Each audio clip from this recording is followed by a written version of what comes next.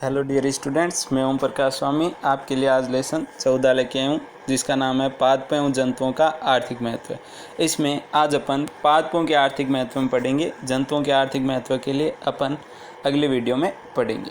तो सबसे पहला क्वेश्चन आता है, आर्थिक वनस्पति विज्ञान किसे कहते हैं। तो आर्थिक रूप से जो महत्वपूर्ण पादप होते हैं और पादप से प्राप्त होने वाले उत्पाद होते हैं, तो उनका अध्ययन करना ही आर्थिक वनस्पति विज्ञान कहलाता है।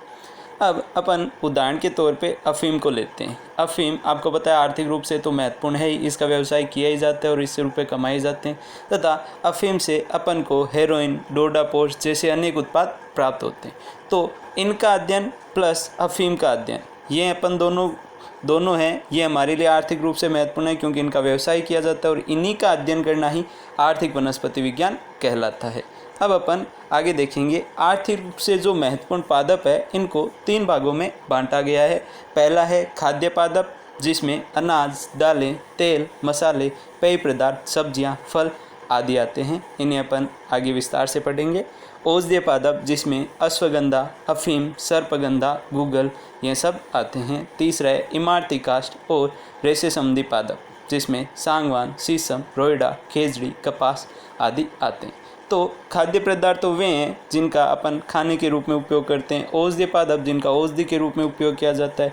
इमारती काष्ठ और रेशे जिनका अपन रस्सी बनाने में, फर्नीचर ये सब बनाने में करते हैं। तो आइए अपन देखते हैं पहले खाद्य पादप। खाद्य पादप में पहला है अनाज।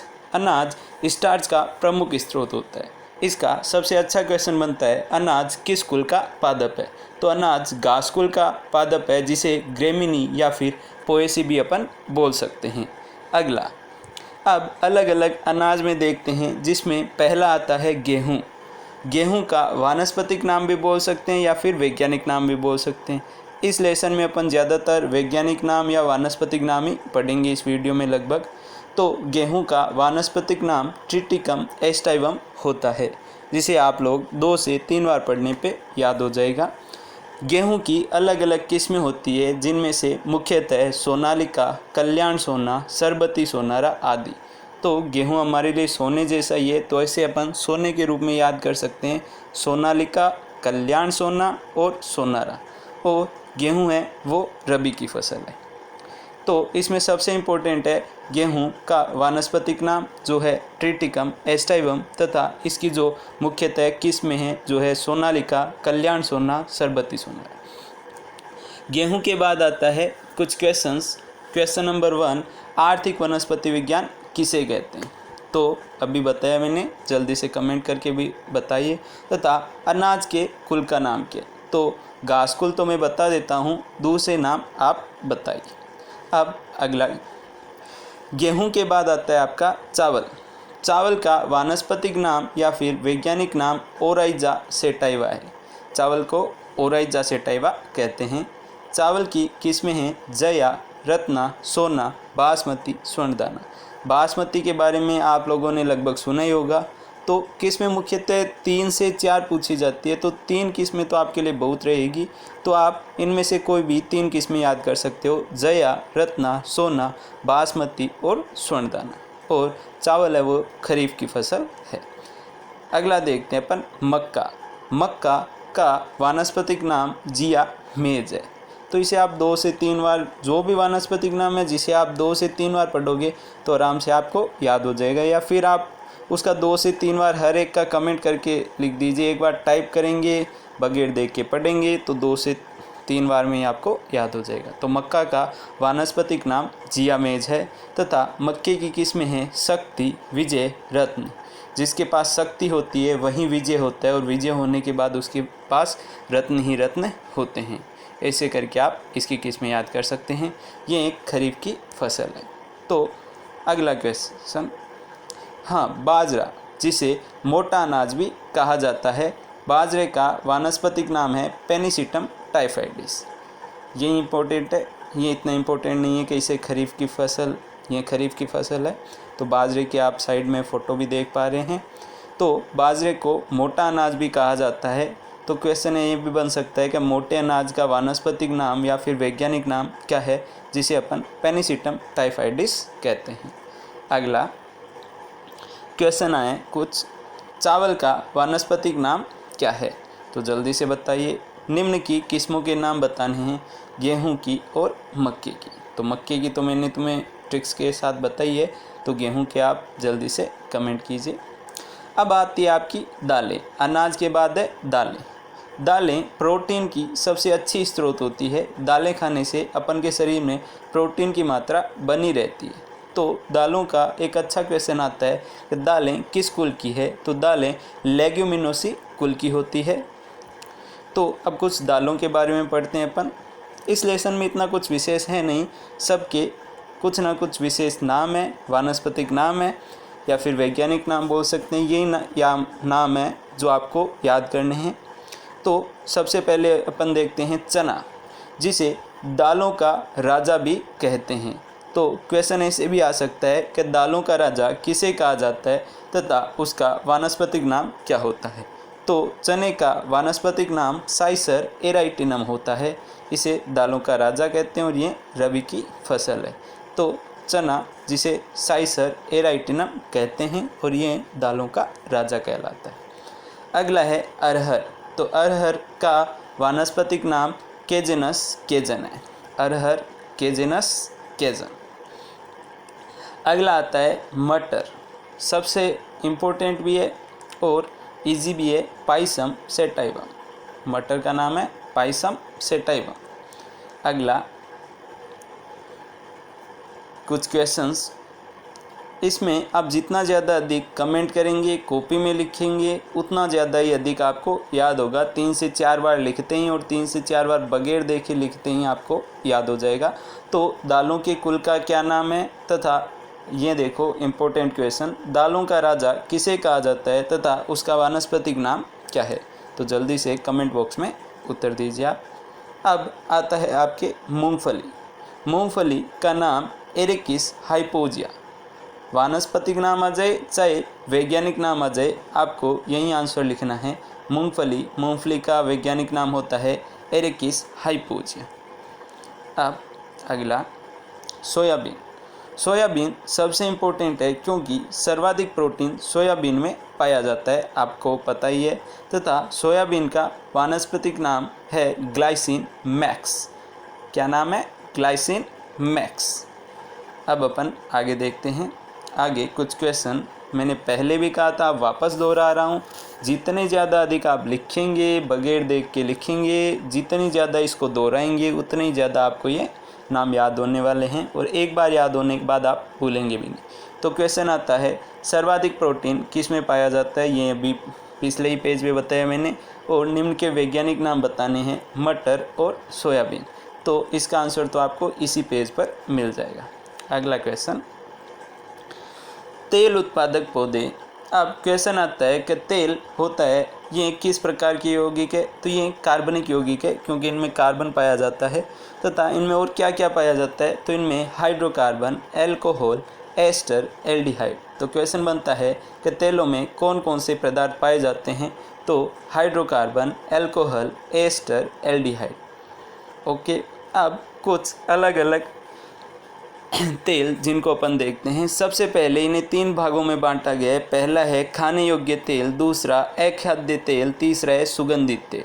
तो खाने योग्य तेल जिन्हें खाया जा सकता है और खाने के लिए उपयोग में लिया जाता है, ये हैं मूंगफली, तिल, सोयाबीन, सूरजमुखी का तेल, जिसे अपन खाने के लिए यूज़ में लेते हैं। अखाद्य तेल जिन्हें खाने के लिए यूज़ में नहीं लिया जाता, जिनमें हैं अरंडी और तारपीन का तेल। सुगंधित तेल जिसे अपन बालों में लगाने के लिए यूज़ में लेते हैं, कपूर, चंदन, लौंग, खसखस का तेल। आइए अपन आगे देखते हैं। अब पेय पदार्थ। पेय पदार्थ में आपके 2 ही है, एक है चाय, एक है कॉफ़ी। पेय से आप समझते हैं पीने वाले पदार्थ। तो चाय का साइंटिफिक नेम होता है, वो होता है कामेलिया साइनेंसिस। चाय को अपन कामेलिया साइनेंसिस के नाम से जानते हैं तथा कॉफ़ी को अपन कोफिया अरेबिका के नाम से जानते हैं। तो वानस्पतिक नाम इनका पूछा जाए तो चाय कामेलिया साइनेंसिस तथा कॉफ़ी कोफिया अरेबिका। अगला सब्जियां। सब्जियां में विटामिन, खनिज तत्व, रेशे और जल, ये प्रचुर मात्रा में पाए जाते हैं। तो सब्जियां हमारे स्वास्थ्य के लिए बड़ी लाभदायक होती है और हमें सब्जियां अलग अलग भागों से प्राप्त होती है, जैसे कि मूल, स्तंभ, पर्ण, पुष्प, फल, बीज आदि से हमें सब्जियां प्राप्त होती है। तो आइए अपन देखते हैं सब्जियों के बारे में। तो वह सब्जियां जो अपन को जड़ों से प्राप्त होती है उनमें है गाजर, शलजम, शकरकंद।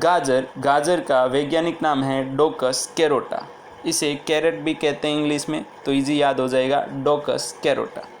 शलजम का तो इजी है, ब्रेसिका रापा। शकरकंद का है आइपोमिया बटाटास, 1 मिनट में याद हो जाएगा, तो आइपोमिया बटाटास। अब आते हैं स्तंभ से प्राप्त। स्तंभ से आलू और अरबी आते हैं। तो ये क्वेश्चन आपके लिए ऐसे भी आ सकता है कि स्तंभ से प्राप्त किन्हीं 2 पादपों के वैज्ञानिक नाम लिखिए। तो आपको दोनों याद होने चाहिए कि स्तंभ से अपन को आलू और अरबी प्राप्त होती है।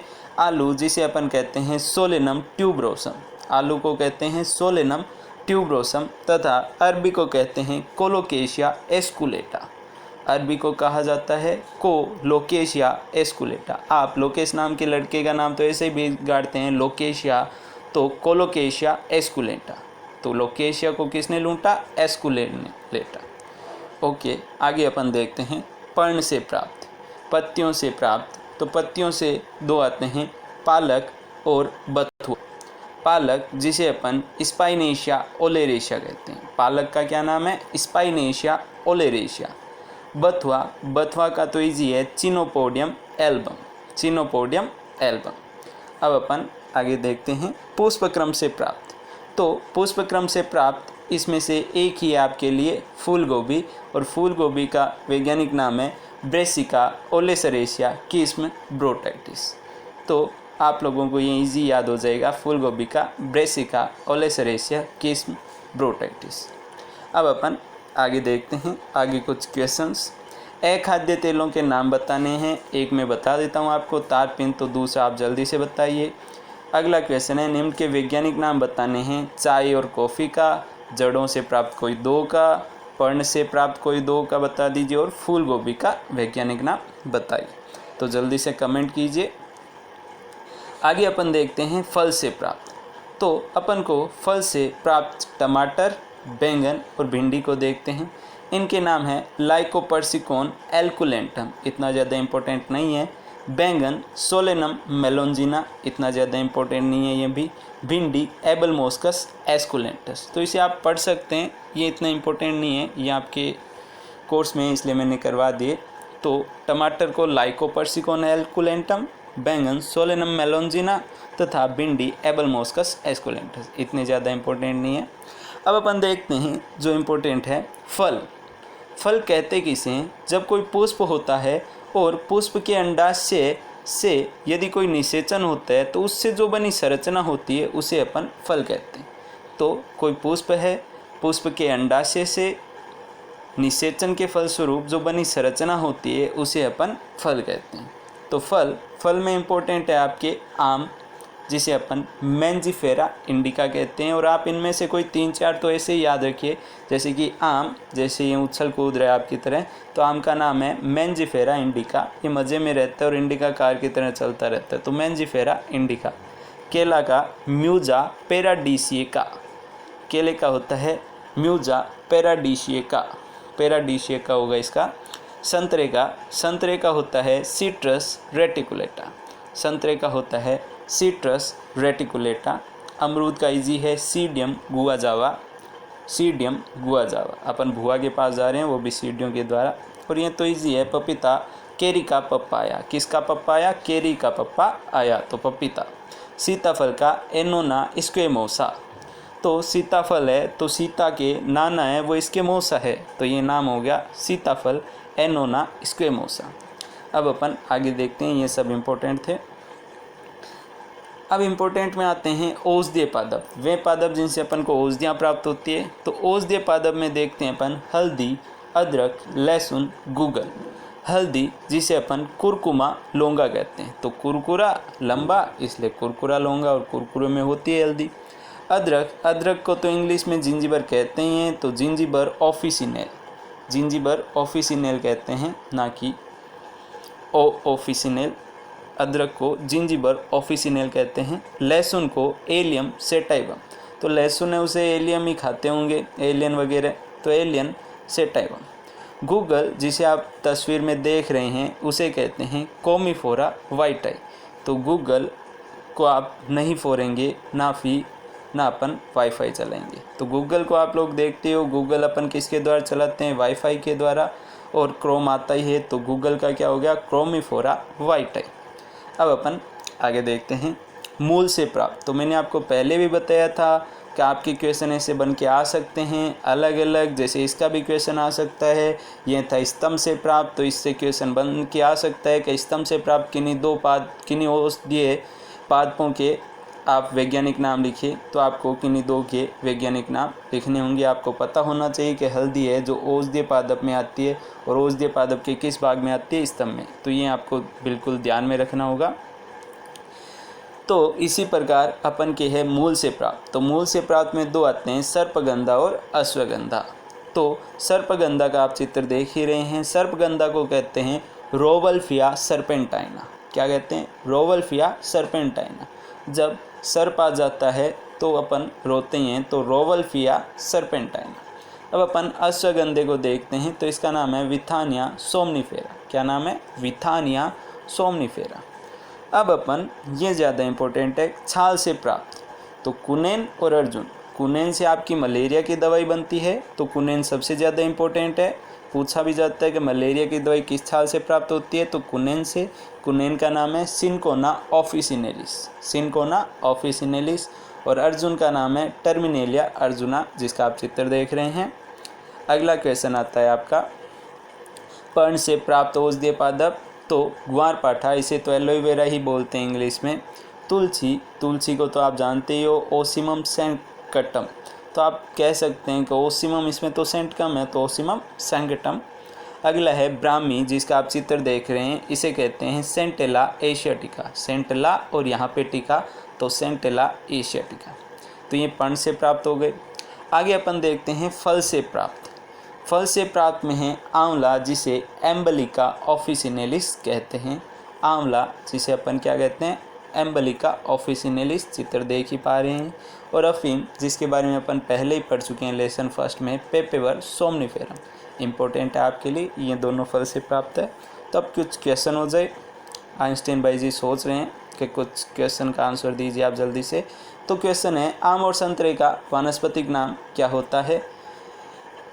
अगला क्वेश्चन है, निम्न औषधीय पादपों के दो दो वैज्ञानिक नाम लिखने हैं, जिनमें से फल से प्राप्त के दो, पर्ण से प्राप्त के दो, स्तंभ से प्राप्त के दो और छाल से प्राप्त। तो क्वेश्चन ज़्यादातर ऐसे आते हैं, तो आप बिल्कुल ध्यान से देखिए इनको, और नाम के साथ साथ आप ऐसे भी याद कीजिए कि कौन से औषधीय पादप है जो फल की श्रेणी में आते हैं, कौन से स्तंभ से प्राप्त, कौन से छाल से प्राप्त होते हैं। तो आप इनको ध्यान से देखिए। अब अपन देखते हैं रेसे। पहला क्वेश्चन यही आता है कि रेसे कहते किसे। जब पादप के विभिन्न भाग हो गए, जैसे कि तना, पत्तियां, बीज, इनसे मोटी भित्ति युक्त संरचना बनती है, जिनसे अपन क्या कर सकते हैं, वस्त्र भी बना सकते हैं, बोरे भी बना सकते हैं, रस्सी भी बना सकते हैं, तो उन्हें अपन रेसे कहते हैं। तो रेसे किसे कहा जाता है, इंपॉर्टेंट क्वेश्चन है। तो पादप के विभिन्न भाग हो गए, तना, पर्ण, बीज, इनसे एक मोटी भित्ति युक्त संरचना बनती है, जिनसे अपन क्या कर सकते हैं, वस्त्र, बोरे, रस्सी बना सकते हैं, तो उन्हें अपन क्या कहते हैं, रेसे कहते हैं। तो अब रेसे अपन को किन किन पादपों से प्राप्त होते हैं। तो पहला आता है जूट। जूट को अपन कह सकते हैं कोरकोरस कैप्सुलेरिस। तो जब भी कोई झूठ बोलता है तो वो कैप्सूल लेके ही झूठ बोलता है, तो बिल्कुल कोरा कोरा झूठ बोलता है वो एकदम।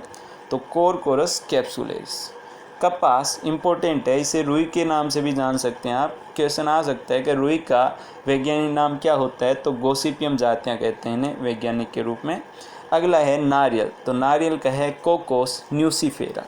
क्या होता है, कोकोस न्यूसीफेरा। जिस प्रकार नया फेरा होता है तो उसमें ये इम्पोर्टेंट है, तो कोकोस न्यूसीफेरा। आगे देखते हैं अपन इम्पोर्टेंट बात, कास्ट, लकड़ी। कास्ट किसे कहते हैं, तो कास्ट एक बहुवर्षीय द्विबीजपत्री अनावृतबीजी। द्विबीजपत्री अनावृतबीजी में बीज के बाहर कुछ न कुछ खोल पाई जाती है, तथा द्वितीयक जाइलम। जाइलम का कार्य होता है पादपों में पानी और खनिज का सेवन करना, तो इस प्रकार के पादप को अपन काष्ठ कहते हैं या फिर लकड़ी कहते हैं। जो बहुवर्षीय होता है, द्विबीजपत्री होता है और द्वितीयक जाइलम वाला होता है, उसे अपन काष्ठ कहते हैं। तो ये इतना इम्पोर्टेंट नहीं है जिसे जितना इमारती काष्ठ है। तो इमारती काष्ठ किसे कहते हैं, ये आपका इम्पोर्टेंट टॉपिक है, जिसे अपन देखते हैं कि वह काष्ठ जिससे फर्नीचर, दरवाजे, खिड़कियाँ आदि बनाई जाती है, उसे अपन इमारती काष्ठ कहते हैं। तो ये बच्चों आपके लिए इम्पोर्टेंट है, क्वेश्चन आता है इसका कि इमारती काष्ठ किसे कहते हैं। तो एकदम ईजी है, जिनसे फर्नीचर, दरवाजे, खिड़कियाँ आदि बनाई जाती है, उसे अपन इमारती काष्ठ कहते हैं। तो इमारती काष्ठ उत्पादक कुछ वृक्ष है जिसे अपन देखते हैं। पहला है सागवान, जिसे अपन कहते हैं टेक्टोना ग्रैंडिस, टेक्टोना ग्रैंडिस। साल, जिसे अपन कहते हैं सोरिया रोबस्टा, ये सारे इनके वैज्ञानिक नाम है ब्रैकेट में। शीशम, शीशम को कहते हैं डेलबर्जिया सीसू। इम्पोर्टेंट आपका रोहिडा, जिसे मारवाड़ सांगवान के नाम से भी जाना जाता है, इसका वैज्ञानिक नाम है टेकोमेला अंडुलेटा। पहले उसको टेको, नीचे मेलोर, फिर उसको टिकाओ लेटा की। तो टेकोमेला अंडुलेटा रोहिडा, जिसे अपन मारवाड़ सांगवान के नाम से भी जानते हैं। फिर आता है इम्पोर्टेंट राज्य वृक्ष, राजस्थान का राज्य वृक्ष खेजड़ी, जिसका वैज्ञानिक नाम है प्रोसोपिस सिनेरेरिया, ये आपके लिए इम्पोर्टेंट है। अगला है देवदार, जिसे अपन सीड्रस देवदारा भी कहते हैं। आगे कुछ क्वेश्चंस, रेसे किसे कहते हैं, तो ज़रा दिमाग लगाइए, सोचिए इसकी तरह। अगला है किन्हीं 3 रेसे उत्पादक पादपों के नाम लिखने हैं, वैज्ञानिक नाम लिखने हैं उनके। किन्हीं 3 रेसे उत्पादक पादपों के वैज्ञानिक नाम लिखने हैं। और अगला इंपॉर्टेंट क्वेश्चन है इमारती काष्ठ किसे कहते हैं। तो जल्दी से अपने अपने कमेंट कीजिए। और अब आपके लिए अंतिम भाग में एक बोनस क्वेश्चन सबसे ज़्यादा इजी और इम्पोर्टेंट भी है। राजस्थान के राज्य वृक्ष का वानस्पतिक नाम क्या है। तो जल्दी से सोचिए, पहले तो ये सोचिए कि राजस्थान का राज्य वृक्ष है कौन सा, फिर अपन आगे देखते हैं। तो वीडियो देखने के लिए थैंक यू। अगला वीडियो जल्दी। तो ये थे पादपों का आर्थिक महत्व। अगले वीडियो में अपन देखेंगे जंतुओं का आर्थिक महत्व। Okay, thank you. ऐसे ही